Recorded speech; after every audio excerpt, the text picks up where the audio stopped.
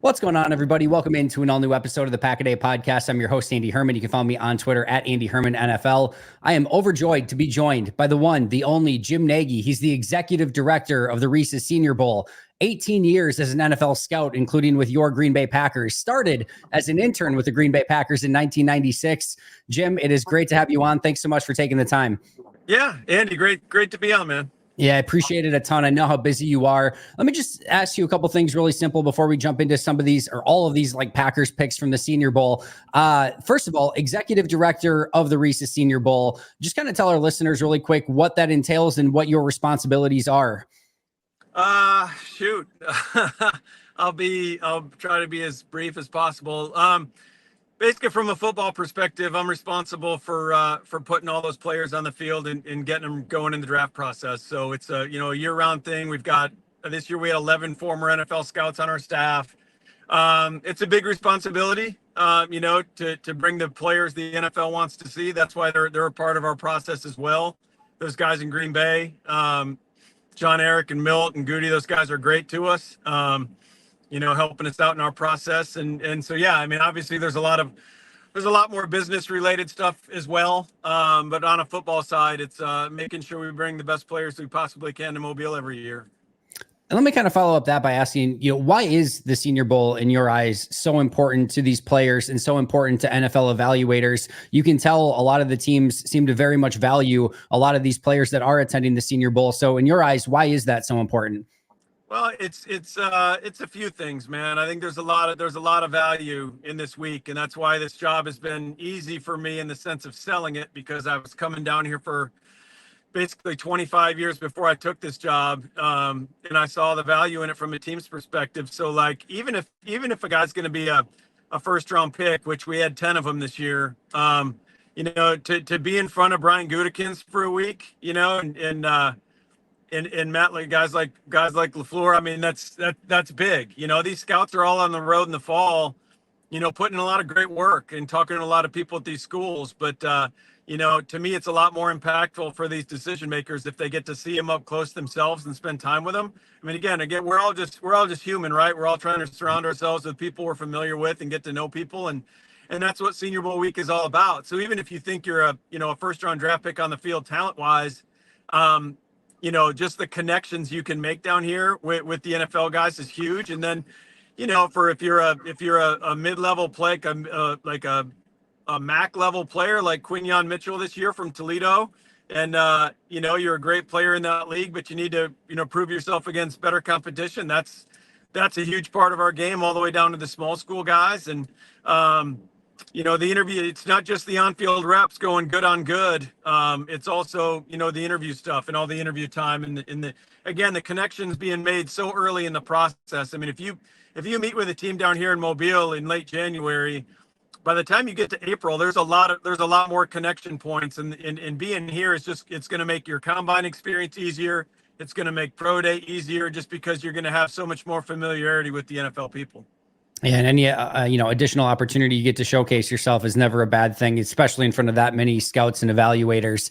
Green Bay seems to take that Senior Bowl process incredibly seriously, because they tend to draft a lot of players that attend the Senior Bowl. They did that again this year, drafting 8 players overall from their 11-person draft class that did attend the Senior Bowl. So just kind of want to run these down for you. Jordan Morgan, first of all, their first-round pick. You defined him as a slam dunk left tackle. What did you guys see out of Jordan Morgan?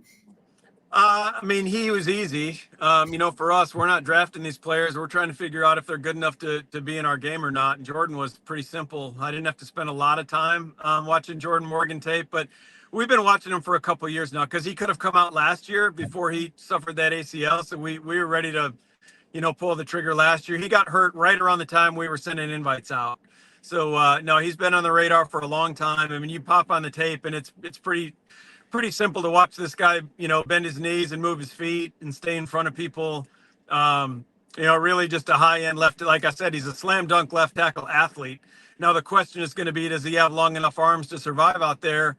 I think he does, just because of his patience and his reactiveness out there. But that's going to be a question, but I'm sure they'll start him out there. And if you don't, then you've got a Pro Bowl level guard. So Yeah, man, he was a really good player. I compared him to Matthew Bergeron last year, the Atlanta Falcons, who started all 17. And that brings back another point.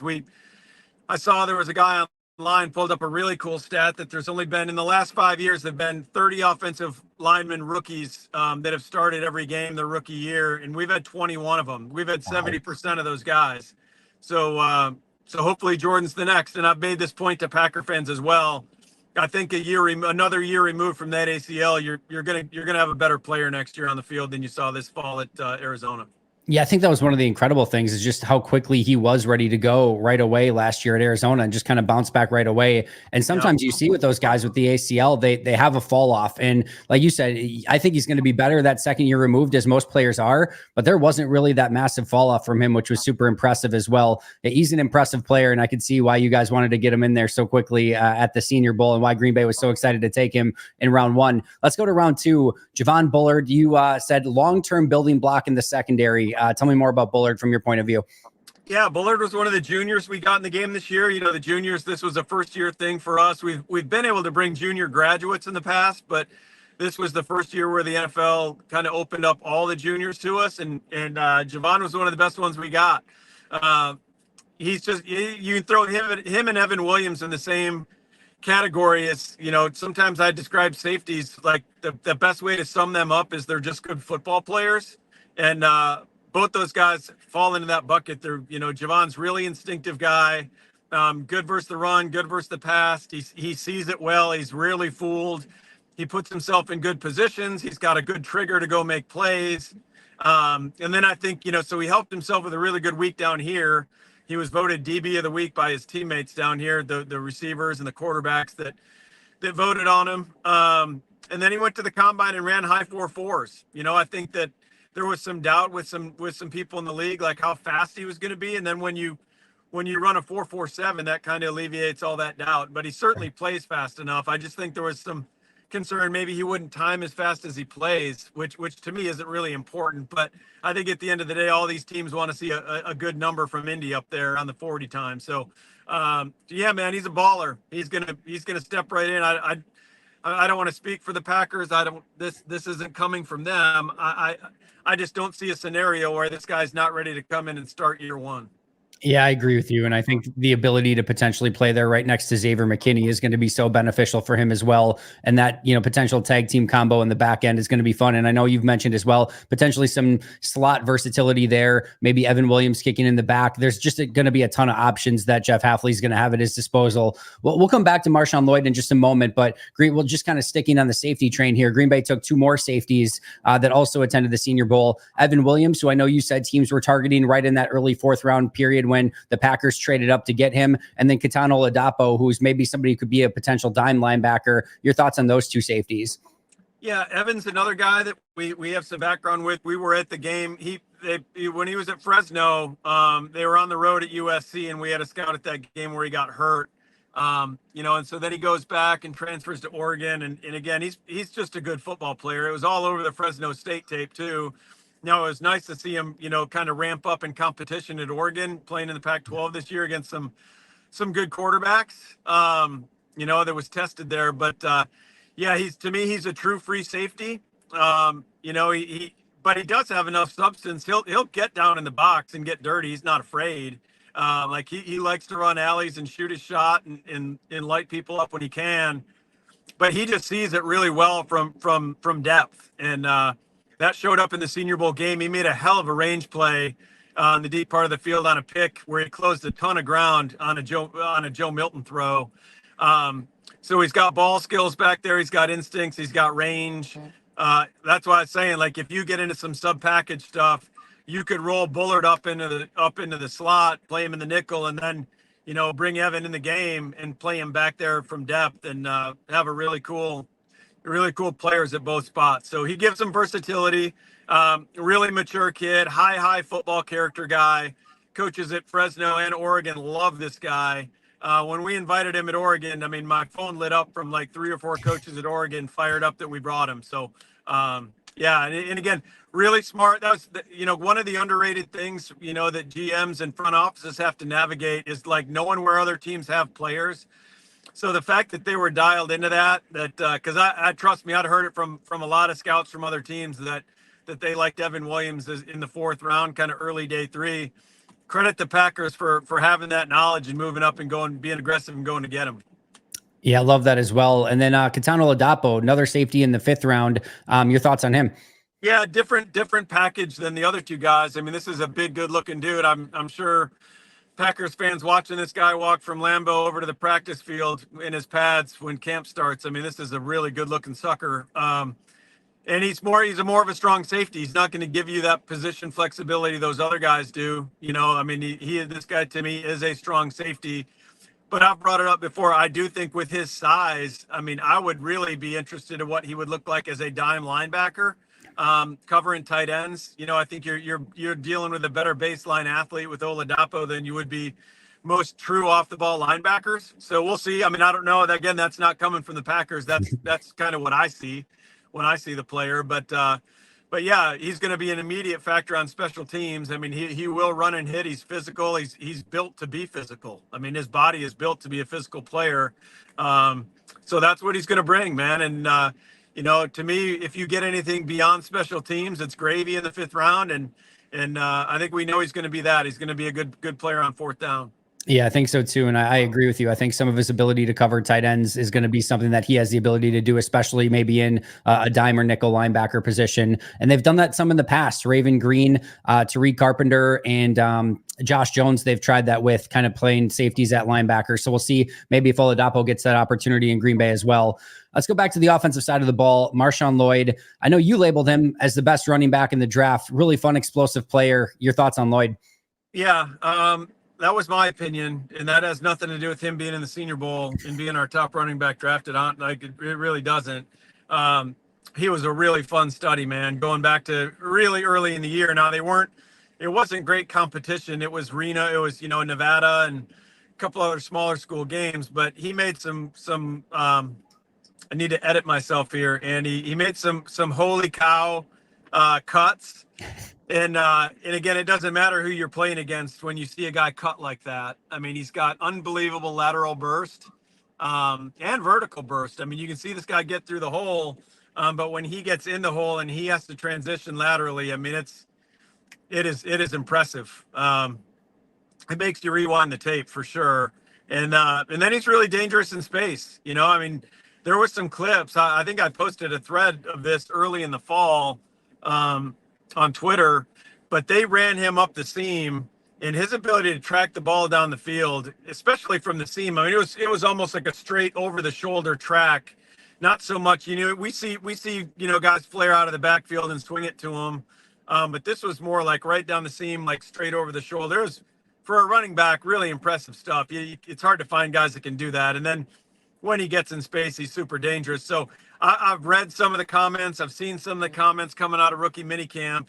And to me, you usually don't hear teams talk about guys like that early on. You're trying not to pump these rookies' heads up too much, but they obviously like what they see based off their reaction off that rookie minicamp. And that doesn't surprise me. That's going to be a heck of a 1-2 punch with he and Josh Jacobs.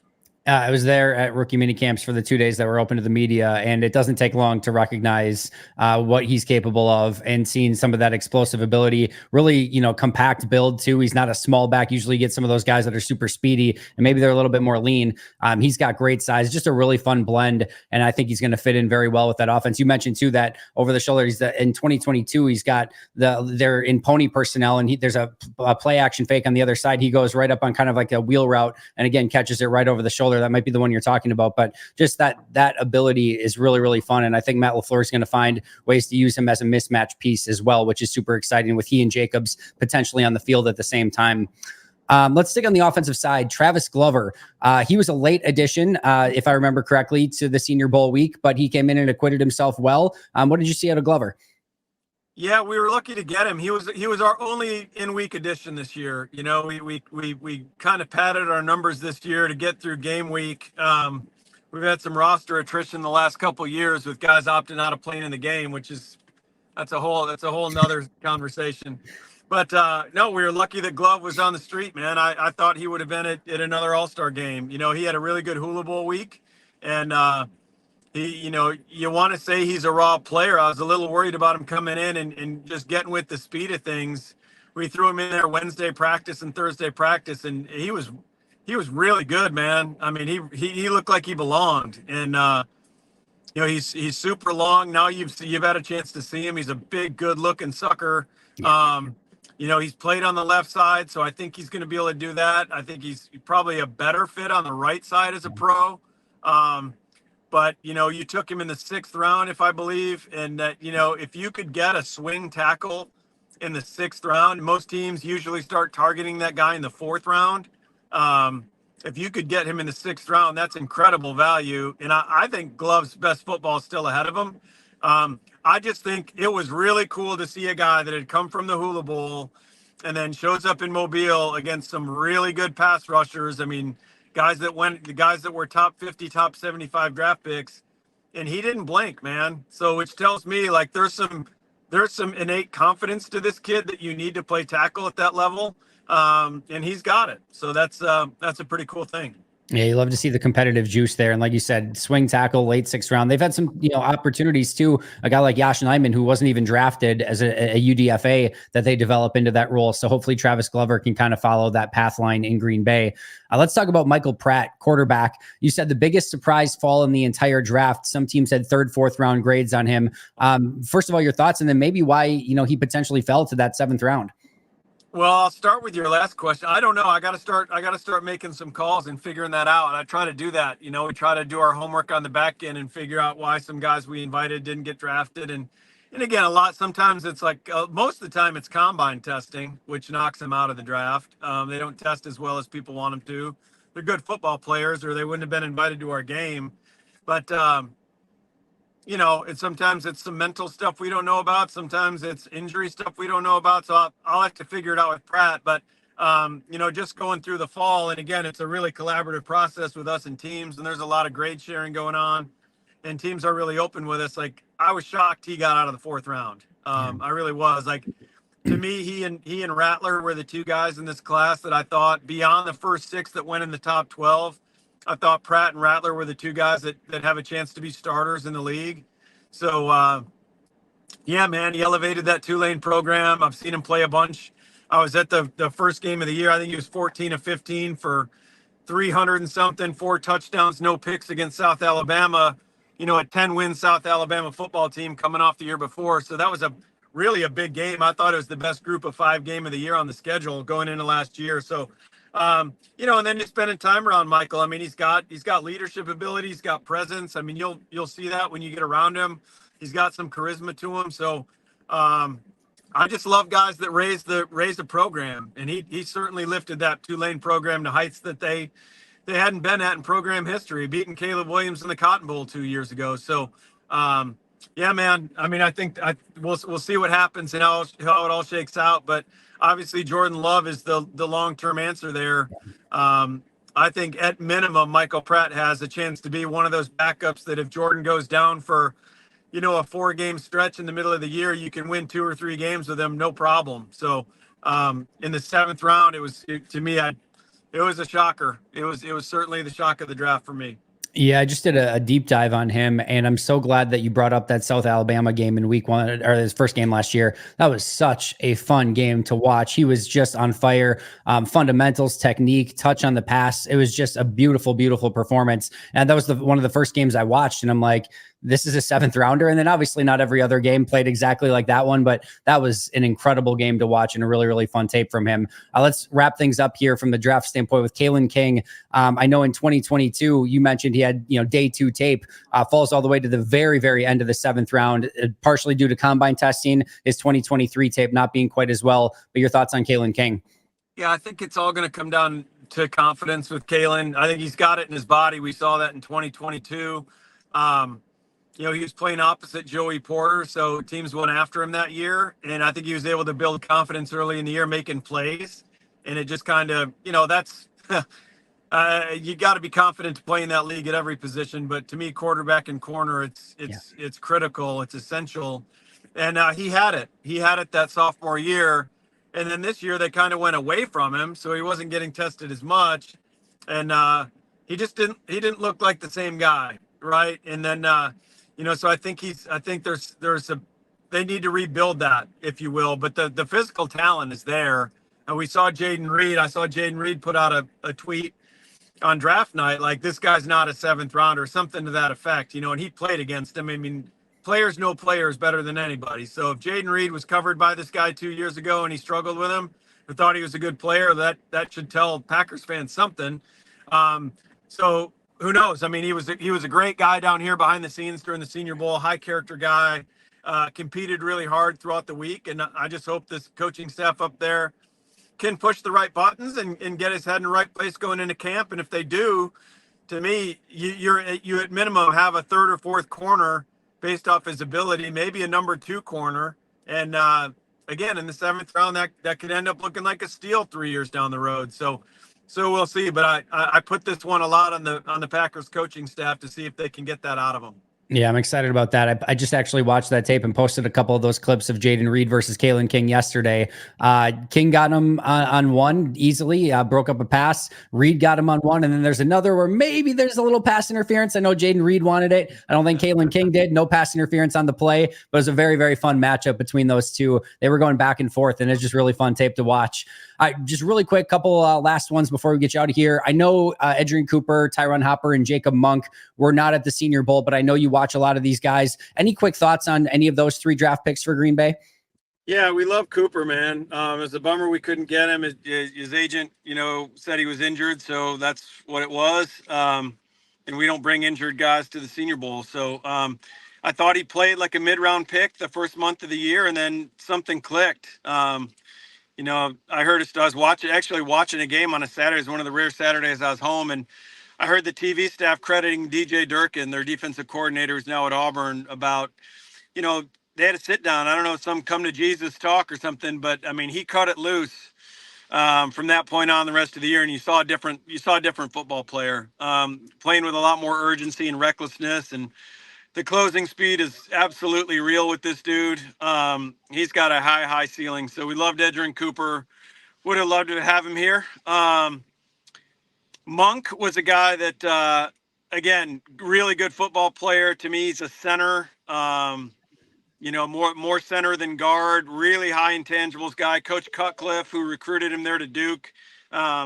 We had Coach Cutcliffe down here to do a Senior Bowl event in the fall. And this is one of his favorite guys he's ever coached. He loves Jacob Monk. So, we had him. We had like a mid-round grade, like kind of where they took him, but he kind of fell below some of the other guys we had brought, but we certainly liked him. And then who was the other guy? Tyron Hopper. Yeah, so Hopper's a guy we had committed to come play the game. Fell out sometime in January. I don't know what that was about. I think it was something injury related. Certainly thought he could have benefited from a week here, but again, really good closing speed. Best thing he does is blitz, in my opinion. But a run and hit linebacker that should, kind of fits that speed profile they're looking for. That if he's not a starter, he should be a badass on special teams with his speed and physicality. But he's a guy that we saw get better and better. Going back to his time at Florida, we thought he was an ascending player. So certainly liked him enough to invite him, and just didn't end up with him down here. But we thought he was a good player. Yeah, obviously lots to like about this Packers draft class. Jim, I know how insanely busy you are. I know you're watching some quarterbacks today. Tell anyone else, what you're working on. I know obviously everyone can follow you on Twitter at @JimNagy_SB. But anything else you want to plug on your way out? Oh man, not really. Just follow us. Follow us during the summer. I feel like we put out some unique content, year-round draft content. We're going to be on these guys.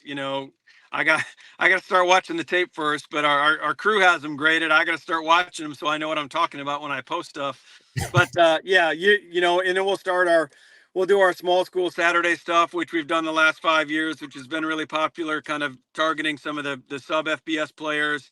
That's kind of a staple of what we do over the summertime. And we're getting ready to get it all cranked up. I'm getting ready to watch couple quarterbacks out here right now. Riley Leonard from Notre Dame's out here throwing it around, and I got to speak to an offensive line camp here in about an hour. So, but fun stuff. The off season's a lot of fun, man. It's fun getting out and seeing these guys before the year starts and connecting with them a little bit, recruiting them a little bit, and Yeah, looking forward to getting back up to God's country in northern Michigan later this summer.